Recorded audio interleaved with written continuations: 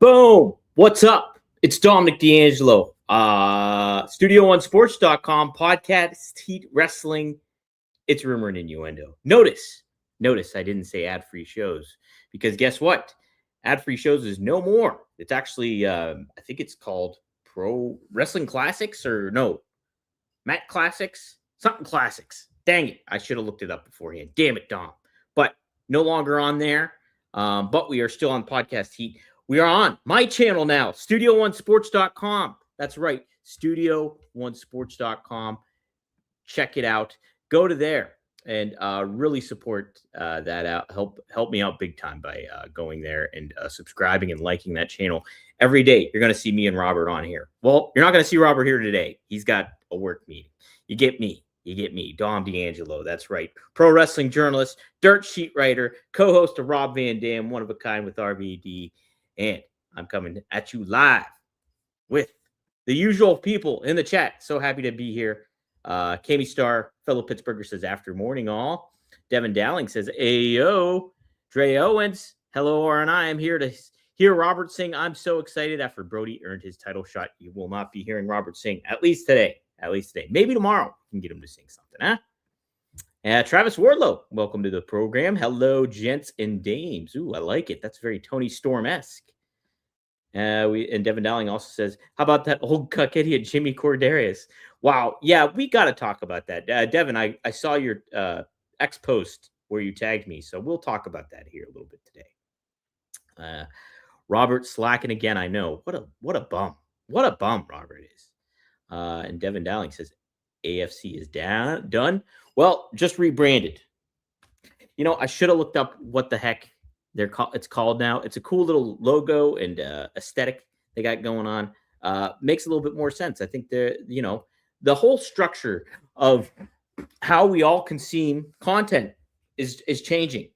Paywalls are a little up in the air, but it's still a part of the game. And it's just a different kind of landscape when ad-free shows was around.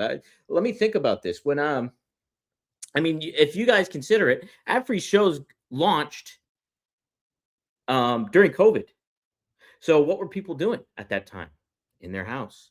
And it seemed like an appropriate kind of aspect. People tuning into podcasts, listening, some video content too, obviously at that time as well. And what way to kind of get incentive is to have a program like that, a platform like that, where you pay and you become a member and you watch this content behind a paywall and you're part of a community. It was what a special time it was. I mean, I mentioned yesterday how cool it was to be a part of that, the burgeoning and the very early embers of AEW, and cover that for WrestleZone. Well, at the same time, too, ad-free shows coming to life with what Conrad did and everything really elevated the game, too. And at that time, too, AEW and ad-free shows kind of formed a little bit of a relationship. And honestly, it's what got Tony Schiavone back in the business, was his program, What Happened When. So it was appropriate for the time, and now it's a restructuring going on. I don't know all the exact details of what they're doing, but I'm happy to call Conrad a friend and happy to still kind of be associated. Podcast Heat is still it's under the Conrad umbrella, so we're still kind of there. But studio1sports.com. I'm really excited about this because, I want to build this channel up big time. I was actually on a program yesterday. Lavi Margolin and John Pazowski, they do a show. John does a show called Two Man Power Trip, but there's also another show, The Business to the Business. And I was their interview guest on there yesterday, and I talked about doing this Studio One Sports and trying to get it off the ground and trying to navigate the waters that is crazy of this content creation and trying to survive and keep your head above water when it comes to that, because the market's oversaturated. And what I went to school for journalism, it's kind of going a little bit to the wayside. my degree's kind of pointless in certain ways because anybody can create content, anybody can be a journalist to an extent. uh they certainly don't follow the rules, and some things you have to cross check on your own. It relies on you, the individual, to do your own research and to do your own make your own assessments. You can't just look at something and take it as gospel. And not that you always can with journalism, but I mean, there's certain, ethical rules that you follow and adhere to, or at least you're supposed to. And so yeah, it's a wild time. All right, off my soapbox here. Uh, Jennifer V says, great appearance yesterday. Check it out if you haven't seen it. Yeah, give it a look. I think if you type in PW Ponderings on YouTube, the interview will pop up. Yes, but you'll see my mustachioed face on there as well. So check it out. Oh, see, yeah, and I didn't even know there was a What Happened When Patreon. So like it's kind of changed it up a little bit. Everyone and their dog has a podcast. Well, here's a fun little anecdote. Marcus, my brother, started doing the podcast with Ted DiBiase, and they were trying to come up with names.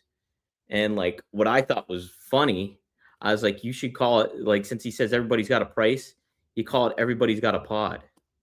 Because they were going to call it something else, the $1 Million Podcast. I don't know what it was, but I was like, you should call it Everybody's Got a Pod. So I'm taking credit for that name of the Ted DiBiase podcast. I suggested that because I thought it was funny. So you're saying I dodged a bullet not finishing my comm degree. I would say in a way you did, yes. And, everybody, like we're all indoctrinated. Hey, you got to go to college, get a degree, and find a life. make a living. Well, what was good for our parents and the older generation, it's not necessarily good for the millennials and above. Yes, I'm happy I did learn, got the foundation for what, ethics and journalism and all that kind of stuff goes on. And like, I'm still learning. Like I'm very, in a roundabout way, I'm a very late bloomer and naive to some aspects of journalism because I didn't really apply myself while I was there at Clarion. I was more focused on theater. So that's my other issue. Anywho, yes, in a way, you did kind of dodge a bullet because I think there's more value. Well, people want a degree, and college is good for some aspects, depending on what you do. But like, I kind of wish, if I really thought about it, that I went to a trade school instead. Like, hindsight's 2020.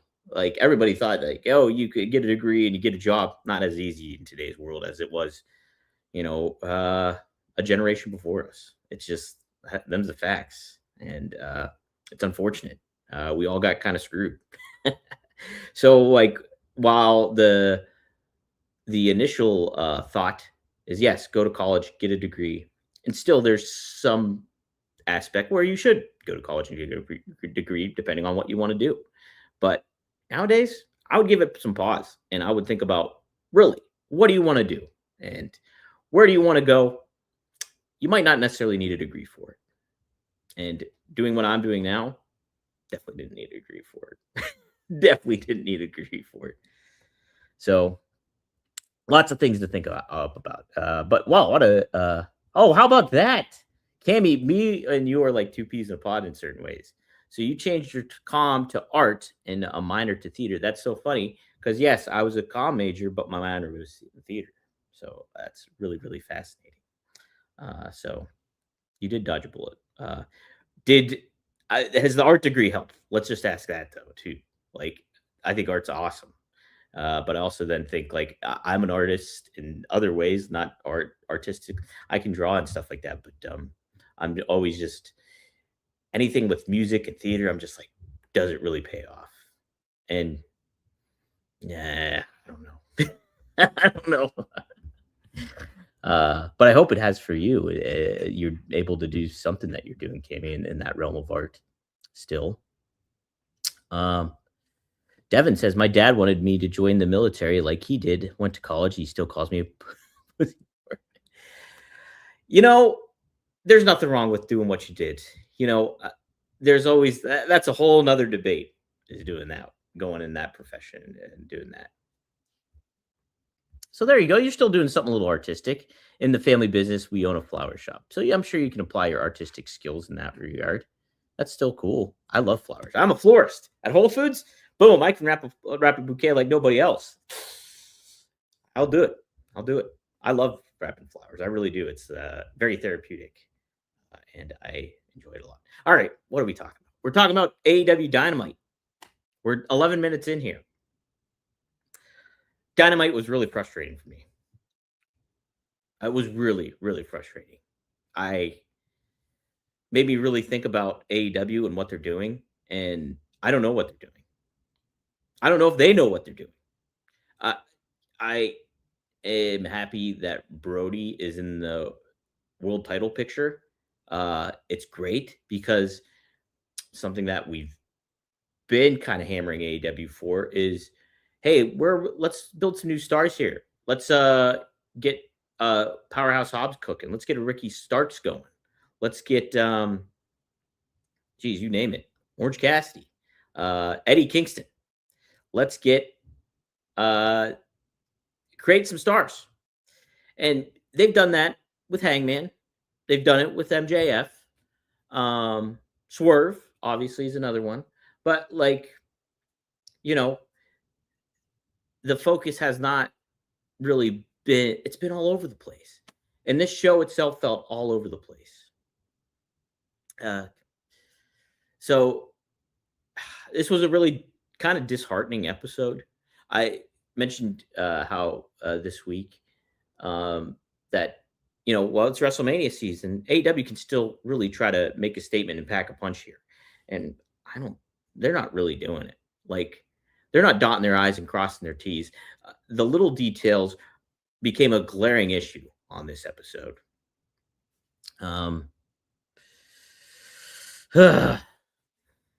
And so this was a head scratcher for me, big time.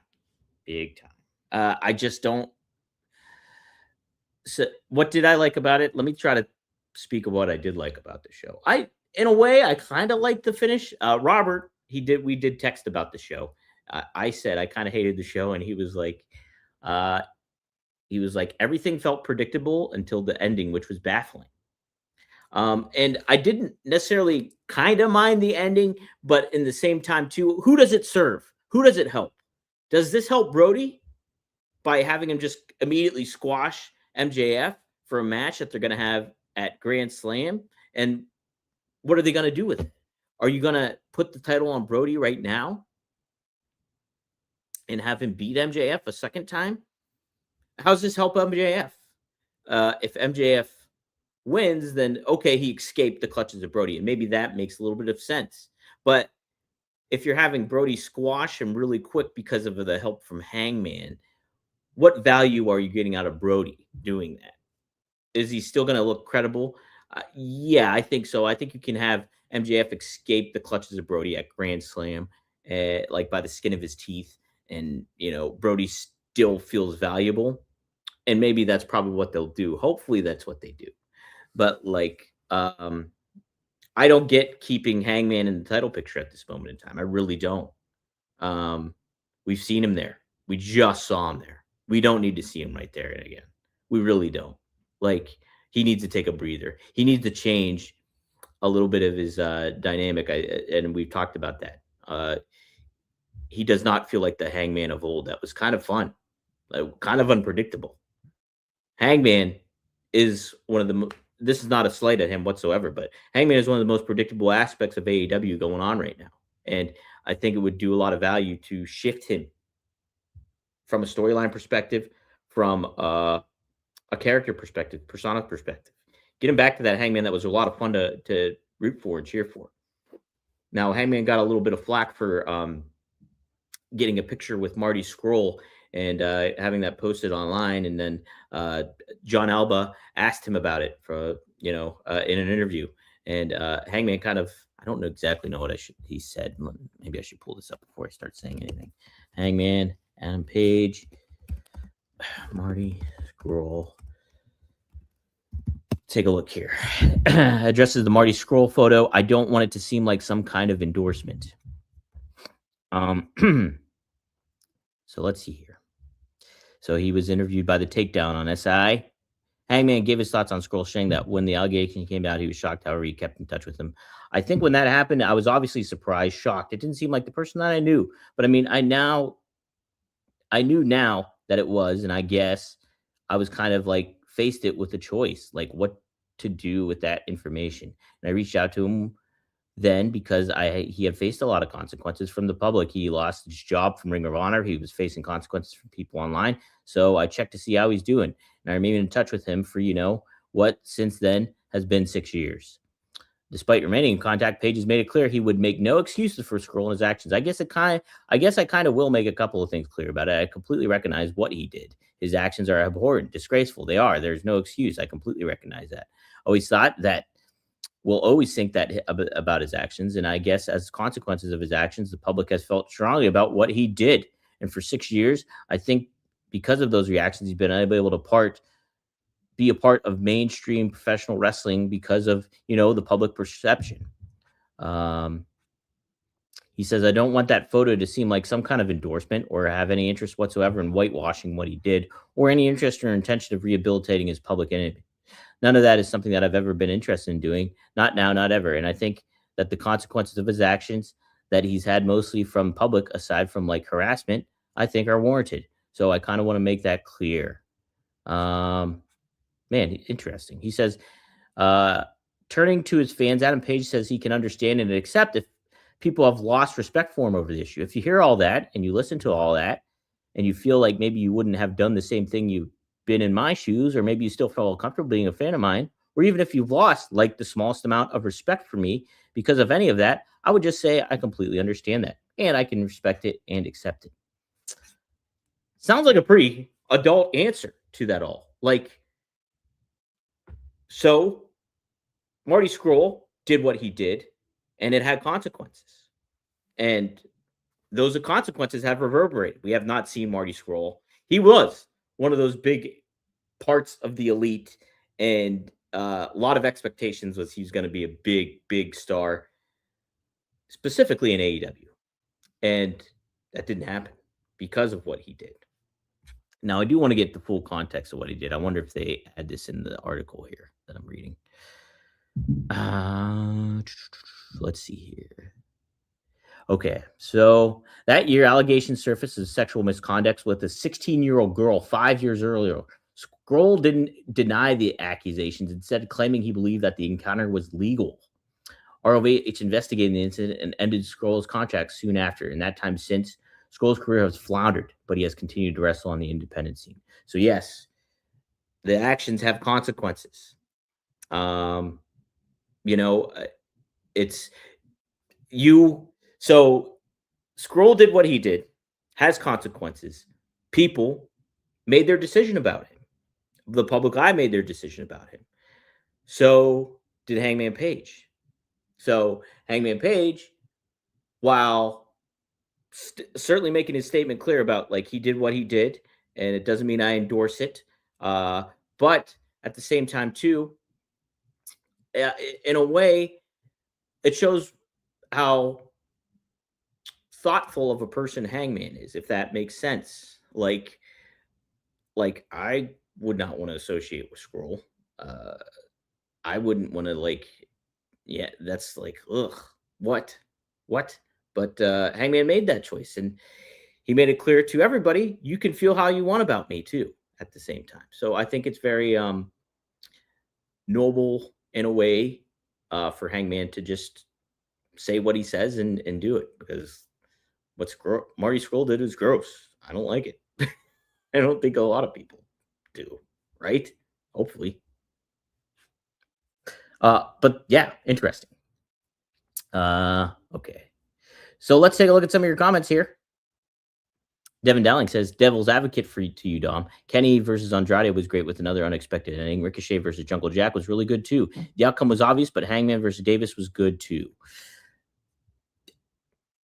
I'm trying to assess those matches because I haven't really necessarily gotten to those here.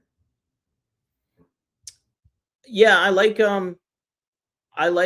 Andrade kind of winning. It's unexpected, so they are kind of like, hey, we're putting the spotlight on a guy that hasn't necessarily got the spotlight. So you do get that. I think that's fair. I think Andrade and Brody King are in that spotlight, right?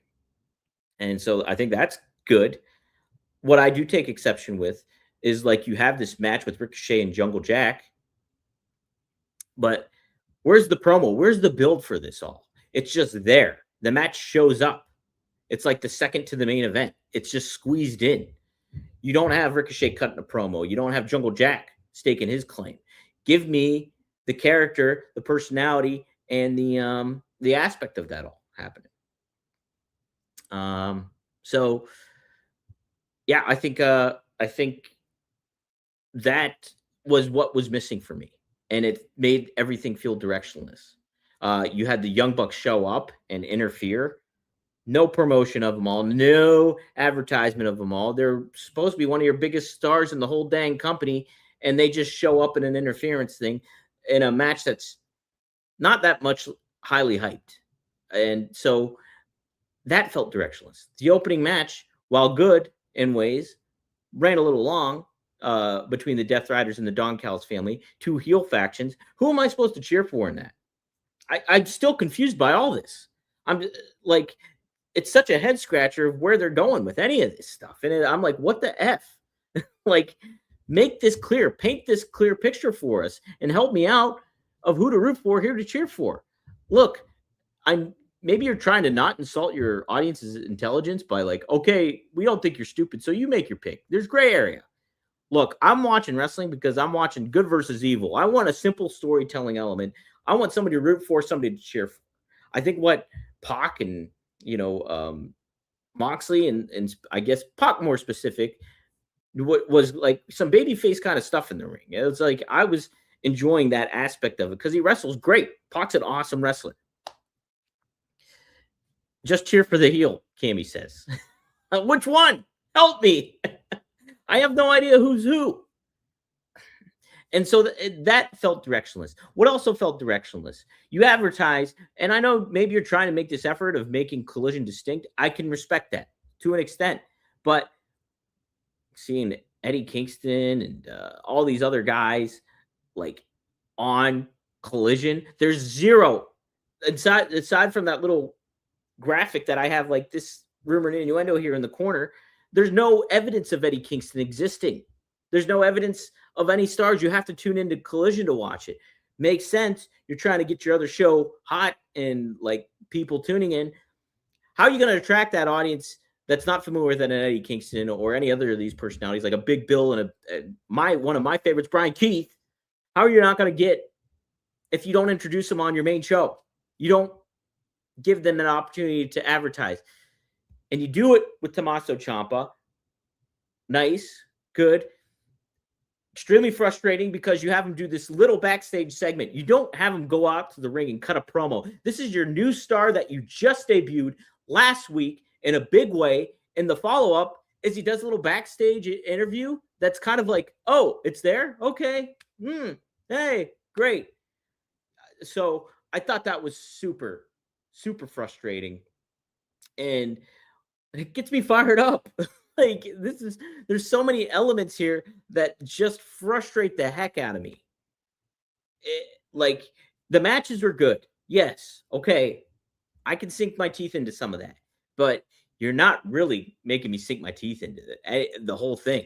Like make me want to come back to the restaurant. Don't have like, okay, the meal was great, but the whole presentation of it all, like the wait staff and the whole vibe of the restaurant, like with the fluorescent lighting, that all kind of sucked, but the food was good.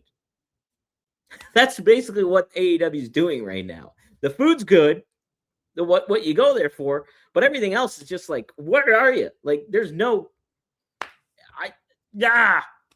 it drives me nuts. I love AEW. I love the aspect of them like doing what they are, but oh my god, it's just like it's like I said yesterday, it's like that kid you raise and then like he makes some mistakes and sure, okay, you're young, you're gonna learn, you'll learn from You learn from these mistakes, and you try to coach him and tell him, look, take this road and do this a little bit better. But I'm understanding of it all.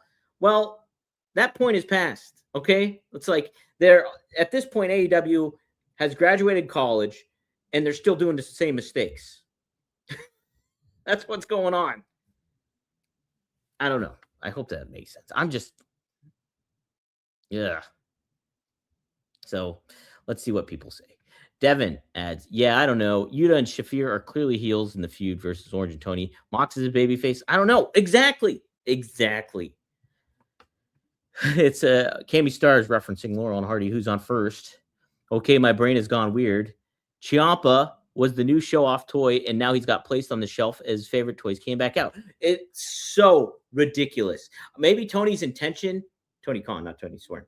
Tony's intention is to get eyes on Collision. Well, you can do that, but I would not constantly put Ciampa on Collision. Like, you should have really had him come out here and cut a promo and stake his claim and then advertise a match on Collision if that's what you want to do. But come on, he's your new big star that you just acquired. And you're just have him do a little backstage segment. That's forgettable. That's not going to resonate with anybody. It's not. And there he is. He's stuck on Collision. That's what it feels like. So frustrating. Don't care.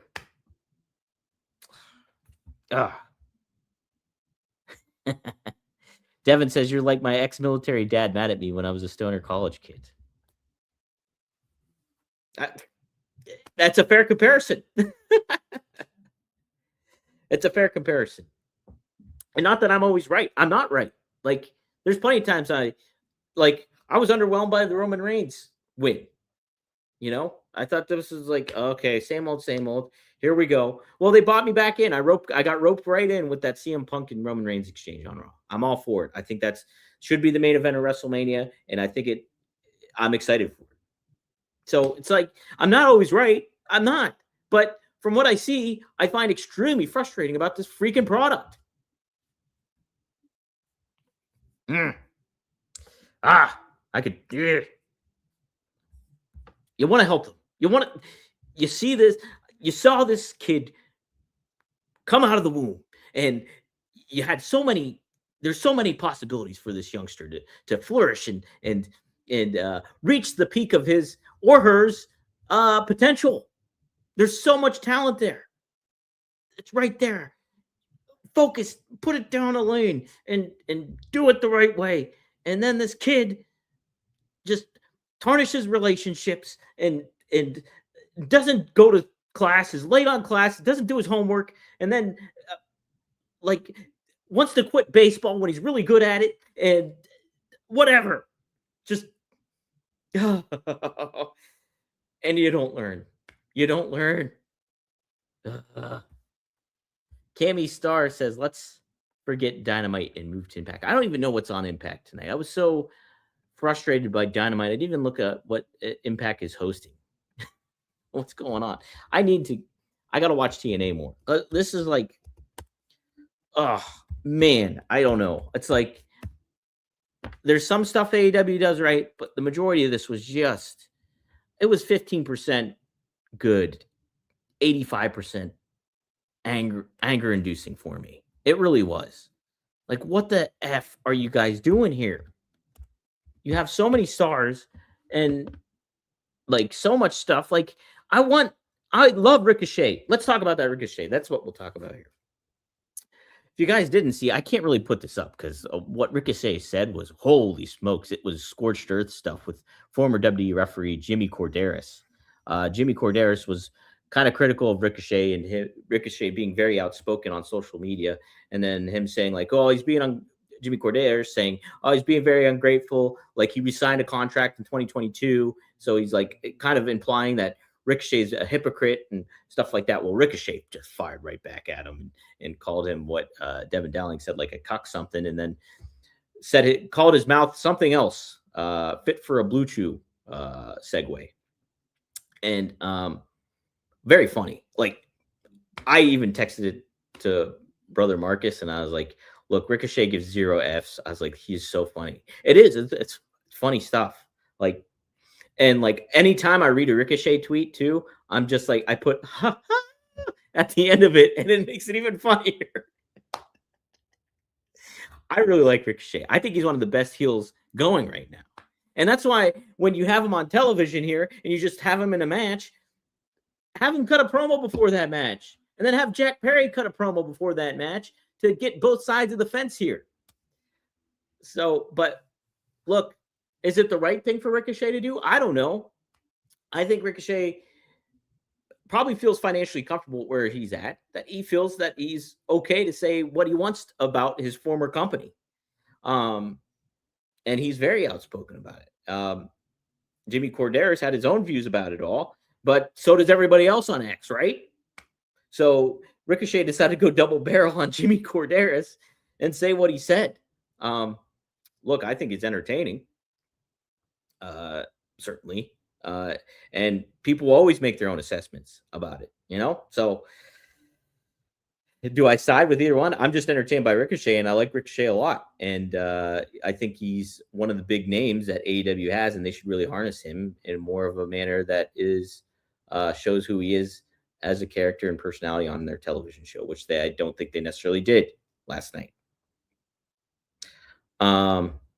There's something else that really stood out to me too. Oh, this is a big topic I want to cover on Dynamite. Okay, so we had the Death Riders. We don't know what the hell they're doing, who the hell they are, and what their purpose is. Show basically starts off in a way. I liked how they kind of did what they did, where they had everybody cut little promos at the beginning. Kind of felt like when you're building up to the Royal Rumble and back in the heyday, and everybody's like, standing there saying why they're going to win the Royal Rumble and all that kind of stuff. Well, that's kind of what they did on this episode of Dynamite. Was they had several people involved in matches cut promos. I liked it. But then they also had Darby Allin feuding with the War Dogs. Okay, I noticed that was Gabe Kidd. Took me a second. Then I was like, who's the other guy? And then I was like, I think that's that Connors guy. Connors something. And it was Clark Connors. I was like, yes, that's it. It's Clark Connors. Did not know they were in a team. Did not know they were called the War Dogs. Does anybody else know this? Please tell me, correct me. Because I'll admit, when I watch Dynamite, I'll either have it online here or I'll watch it on HBO Max, and then I'll try to skip through breaks or try to condense it a little bit. You know what I mean? So there is that aspect where I'll miss some of the program. So if anybody was familiar with the War Dogs and were firmly established who they are, please tell me in the chat, because I was not aware. But they kidnap Darby, throw him in a trunk, and drive off. All right, Darby's we've seen this before, right? In some form or fashion, whether that's Darby kidnapping Gabe Kidd or whatever. Not necessarily believable, because guess what? That's a crime, everyone. That's a crime. So they drive off, and then later on, we see that they take him to the desert, and they're dragging him in a body bag. And so Darby's got his mouth duct taped and all that stuff, and they cut a little bit of a promo before they literally cut the rope that he was tied to by the back of the car and leave him there to die. Because what else was that going to happen?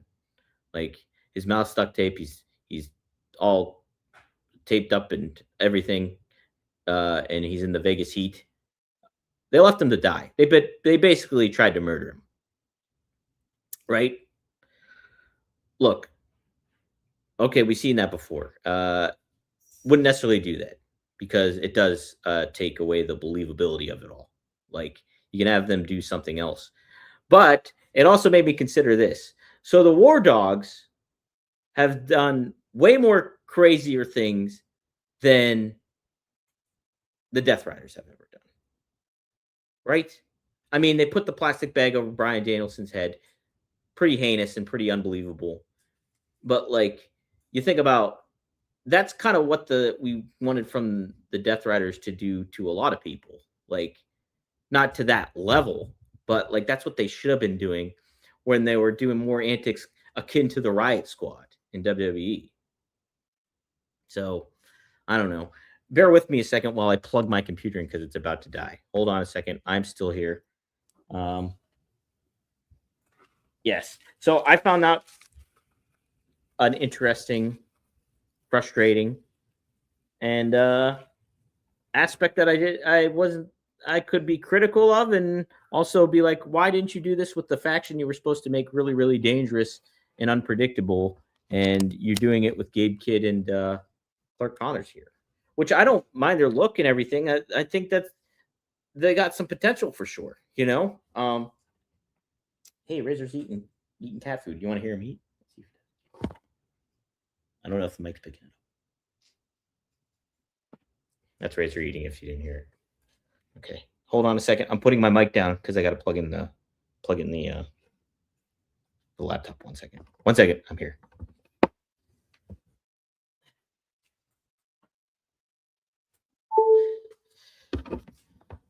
Okay, I'm back. This show just frustrates me. It does. Okay, let's get some feedback here. Devin Dowling says, felt like an old Rampage intro, which I'm okay with. I thought that was cool about Rampage. All you need was Mark Henry saying it's main event time. It's time for the main event. I think that's what he said. Devin says, Darby faced Connors on Collision. Okay, so it didn't happen. And Kidd came out and stole Darby. So yeah, I knew about this tag team. Okay, put it on a Collision. Don't show me anything else. God, oh man. Why does this wrestling product make me that frustrated that I'm like, I don't get it. The camera crew gave him a ride back. Okay, I guess I can buy into that. Because you're right, the camera is there, isn't it? That's what happened. I don't know. Look, my New York Jets suck. Okay, they're awful. They're a bad football team. I have to deal with that, like, as my escape out of life, is how awful the New York Jets are. Okay, and they've been awful for the past several years, but this has been the worst season that they've had in a long time, like really bad, and that's saying something because they're the worst franchise in the NFL, like by my account. But then I have to watch AEW, which I had so much hope for, like I do every season with the New York Jets. I had so much hope for and optimism for, and they still do a little bit of stuff. They still get you hope. It still makes you excited to be a wrestling fan and tune in and everything. And then they just completely flounder a whole lot of stuff that gives you expectations. And now I got to air my grievances to a live chat that I really appreciate and super respect and admire. And you got to deal with my laments on here. And I don't mean to disenchant anybody from, what they like about it. If you like the AEW, good. But there's just elements that really freaking frustrate me. Okay, let's see. Oh, Cammy's helping me out with Impact. Only matches announced tonight: Elijah and Jada Stone versus Mustafa Ali and Tasha Steele. Okay, should be good. Angel Warriors and Indy Hartwell versus the Elegance brand. Tesha Blanchard, great. Righteous with promos with Trey Miguel. Okay. What about the Browns? The Browns are pretty bad. Yeah, I guess I will take that back because the Browns are I don't know how excited I'd be as a fan if I was a Browns fan right now because they don't have any quarterbacks. They got Shador, but that's more hype and talk than it is actually like results on the football field. And then they hired a coach that is up in the air. They don't really have anything going right now. They really don't. And their owner sucks. Our owner sucks too, is Woody Johnson of the Jets. But, Jimmy Haslam's not a very good owner either. So, I guess Browns would probably be. It's a good point, Kimmy. Trey Miguel is 1 month sober of weed for the first time in, I think he said 10 years. Good for him. I like Trey Miguel. Now, I don't know, I've seen, what he put online, years back. Yeah, not good, but, I've interviewed him before. He's a very nice person. But, at the same time, too, what? And it's not an excuse. He's, probably what was he back then? 24? I don't know, but it's just like just do stupid, irrational stuff. And so good for him. I hope he gets on the right track and gets to where he wants to be here. Tony Gong says, I know Dom's frustrated, but because he said heck. That's right. I am. I am very frustrated. Let's take a look back to. Oh, look at this. How about this? Dre Owen says our group should do a podcast. Cammy's game for it. Dre says we can be the Podsiders. So there you go. There's something going on there, right? Cammy talked about the flower shop. She says, I tell you, Dom, it would be fun to get a coffee. Hey, coffee's always great. I love coffee. I just had coffee. I have coffee over there. I still need a drink. I'd be down. Okay. I read that one too. So yes, just a overall, this felt therapeutic in certain ways, but also very frustrating. So I'm happy I got to air my grievances with all of you today. So very nice. Can't be. Let's check the dirt sheets real quick before we close out, huh? Maybe we can cleanse the palate a little bit. Let's see.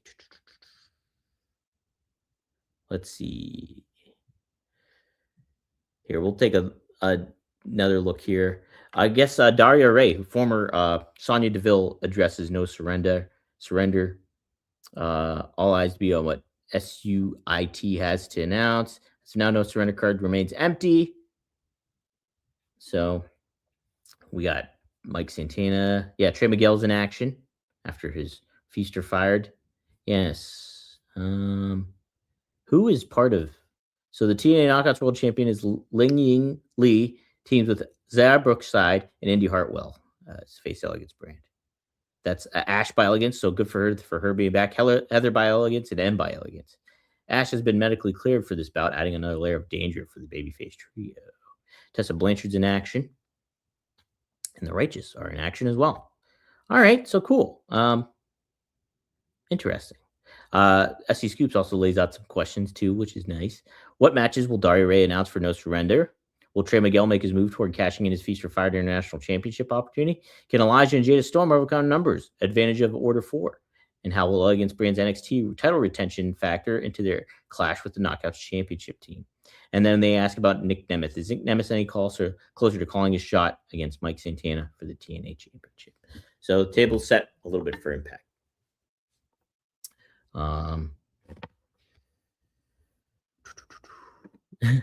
Cammy says, can only hang on to the Stoner gimmick for so long. Trey, she's referring to. Wait, what about RVD? Yeah, RVD's, well, he's like grandfathered in, right? He's the OG of it. So at least in the public eye, I mean, geez, so many wrestlers on the road back in the 70s and stuff. And you got to think a lot of token going down. So, all right, this is fun. Studio One Sports, very happy that it's on here. So if you're tuning in on whatever platform you are, go to studio1sports.com. Here, let me do the little banner thing. Kind of like get that over a little bit. See if I can find. See here. Boom. I don't even know what this is. Okay, Studio One Sports.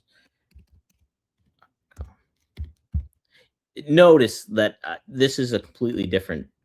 When I'm just by myself, it's like all bets are off. Robert would be probably going nuts by how I handle a solo show by myself. But here we go. Boom. Studio1sports.com.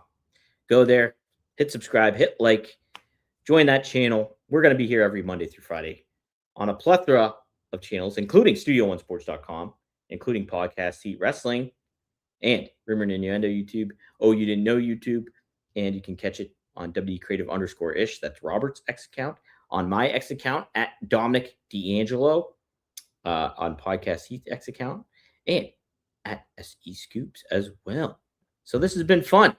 Therapeutic, fun, frustrating. I hope my temper settles down a little bit. I fired myself up. And I hope you all have a great, great time. And enjoy the rest of your Thursday. If you're in the Northeast, stay warm. It is very cold right now. And if you're somewhere warm, enjoy the warmth. I'm jealous. All right. That'll do it for me. Best of luck in your future endeavors. And hey, Let's go Jets. Huh? Jets. Jets, Jets, Jets. Shh.